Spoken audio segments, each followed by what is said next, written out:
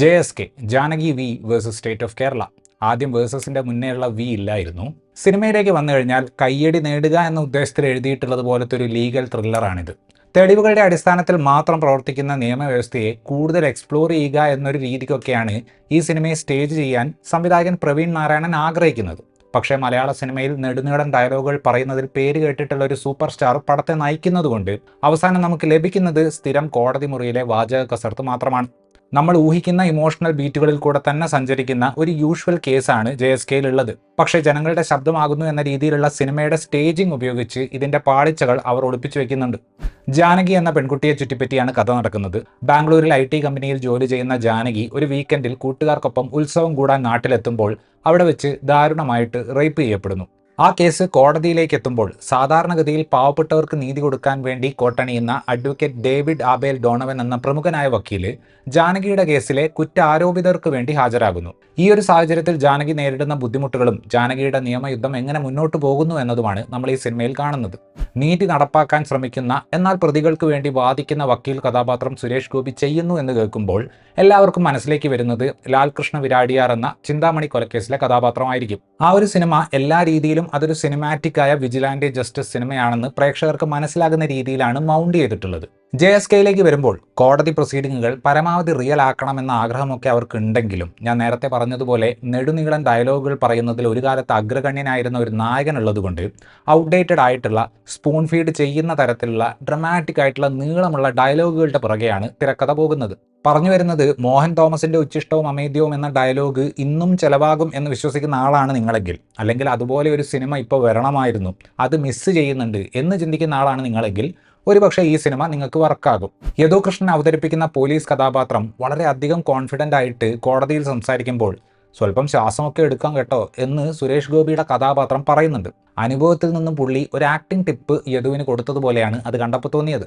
അഭിനയത്തെക്കാൾ സുരേഷ് ഗോപിയുടെ ഇമേജിനെ ഉപയോഗിക്കാനാണ് ഈ സിനിമയ്ക്ക് കൂടുതൽ താല്പര്യം. ഈ അടുത്ത കാലത്തായി അദ്ദേഹം ചെയ്തിട്ടുള്ള സിനിമകൾ നോക്കുകയാണെങ്കിൽ വരനെ ആവശ്യമുണ്ട് ഒഴികെ ബാക്കി ഒരുവിധം എല്ലാ സിനിമകളിലും അദ്ദേഹത്തിന്റെ പഴയ ഫയർ ബ്രാൻഡ് ഇമേജിനെ റീക്രിയേറ്റ് ചെയ്യാൻ ശ്രമിച്ചിട്ടുണ്ട്.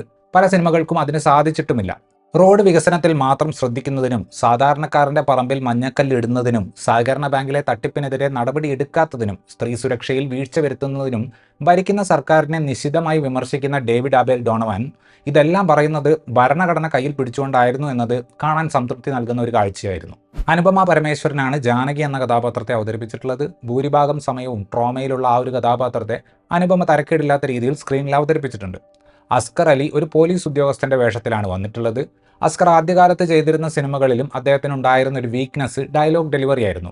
ഈ സിനിമയിലേക്ക് വരുമ്പോൾ കൂടുതൽ സ്റ്റിഫായിട്ടുള്ള ഡയലോഗുകൾ ആയതുകൊണ്ട് അസ്കറിന് വിചാരിച്ച രീതിയിൽ അത് ഡെലിവറി ചെയ്യാൻ സാധിക്കുന്നില്ല. മാധവ് സുരേഷിന് പരമാവധി ലൈനുകൾ കുറച്ചു കൊടുക്കാനാണ് ഇതിന്റെ മേക്കേഴ്സ് ശ്രമിച്ചിട്ടുള്ളത്. എന്നിട്ട് പോലും പുള്ളിയുടെ ഡയലോഗ് ഡെലിവറിയുടെ മെച്ചം കൊണ്ട് സ്ക്രീനിൽ പുള്ളിയെ കണ്ടാൽ ഡയലോഗ് ഒന്നും പറയല്ലേ എന്ന് നമ്മൾ ആഗ്രഹിക്കുന്ന ഒരവസ്ഥയിലേക്ക് കാര്യങ്ങൾ പോകുന്നുണ്ട്.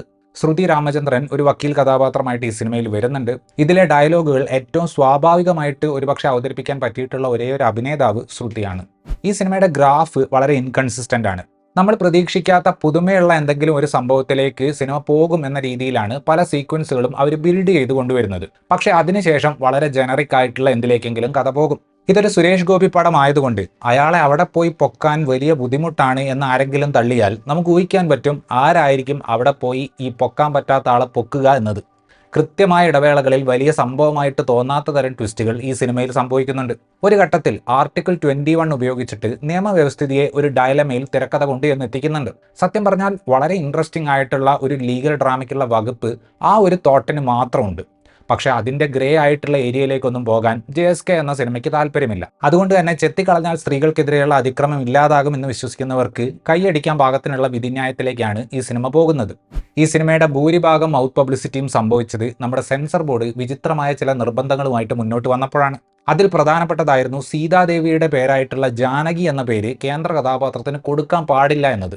റീ എഡിറ്റ് ചെയ്ത വെർഷനിൽ ജാനകി എന്ന പേര് കോടതിയിലെ ചില സീനുകളിൽ മ്യൂട്ട് ചെയ്തിട്ടുണ്ട് എന്ന് കേട്ടിരുന്നു. എന്നാൽ സിനിമയിലേക്ക് വരുമ്പോൾ കോടതിയിലെ ചില സീനുകളിൽ മ്യൂട്ട് ചെയ്യപ്പെട്ടിട്ടുണ്ടെങ്കിലും കോടതിക്കുള്ളിൽ തന്നെ പല ഘട്ടങ്ങളിലും ആ കഥാപാത്രത്തെ ജാനകി എന്ന് അഭിസംബോധന ചെയ്യുന്നുണ്ട്. ഇതൊന്നും പോരാതെ ഒരു ന്യൂസ് റിപ്പോർട്ട് കാണിക്കുന്ന സീനിൽ Janaki versus state of Kerala എന്ന് റിപ്പോർട്ടർ പറയുന്നുണ്ട്. വിദ്യാധരന്റെ വി അവിടെ ഇല്ല. സീതാദേവിയുടെ പേരായിട്ടുള്ള ജാനകി ഉപയോഗിക്കാൻ പാടില്ല എന്ന് പറഞ്ഞത് തന്നെ ഔചിത്യമില്ലാത്ത നിർബന്ധമാണ്. അതിനേക്കാൾ വിചിത്രമായിരുന്നു ഈ സിനിമയിൽ ആ പേര് മ്യൂട്ട് ചെയ്ത് വെച്ച രീതി. പടത്തിന്റെ ആദ്യത്തെ വെർഷൻ കണ്ടിട്ട് വിധി പുറപ്പെടുവിച്ച ജഡ്ജ് ഈ പുതിയ വെർഷൻ കണ്ടാൽ സെൻസർ ബോർഡിലുള്ളവരോട് സത്യത്തിൽ നിങ്ങളുടെ പ്രശ്നം എന്തായിരുന്നു എന്ന് ചോദിക്കാനുള്ള സാധ്യത വളരെ കൂടുതലാണ്. ഇത്രയുമായിരുന്നു ഈ സിനിമയെക്കുറിച്ചിട്ടുള്ള എൻ്റെ റിവ്യൂ. വീഡിയോ ഇഷ്ടപ്പെട്ടാൽ ലൈക്ക് ചെയ്യുമെന്നും കൂടുതൽ വീഡിയോകൾക്ക് വേണ്ടി ചാനൽ സബ്സ്ക്രൈബ് ചെയ്യുമെന്നും പ്രതീക്ഷിക്കുന്നു. താങ്ക്